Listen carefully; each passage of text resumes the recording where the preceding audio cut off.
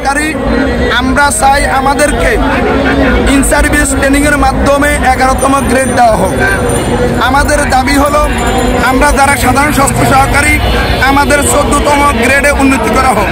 কেননা আমাদের প্রাইমারি স্কুলের টিচার ইন্টার পাস যারা আছে HET পাস তাদেরকে 14তম গ্রেডে দেওয়া হয়েছে, আমাদেরকেও 14তম গ্রেডে দেওয়া হোক।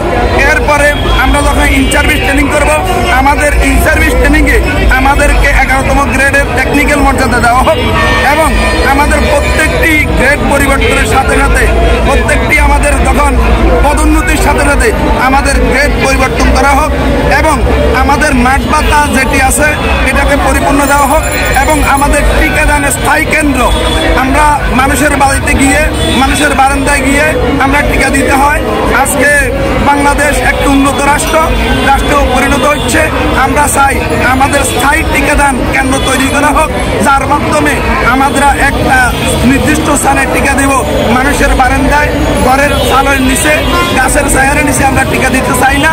আমরা মর্যাদার সাথে একটি সরকার আমাদের ব্যবস্থা করে দেন। এটা হলো মাননীয় প্রধান উপদেষ্টা, স্বাস্থ্য উপদেষ্টা এবং উপদেষ্টা মণ্ডলের নিকট আমাদের আকুল আবেদন।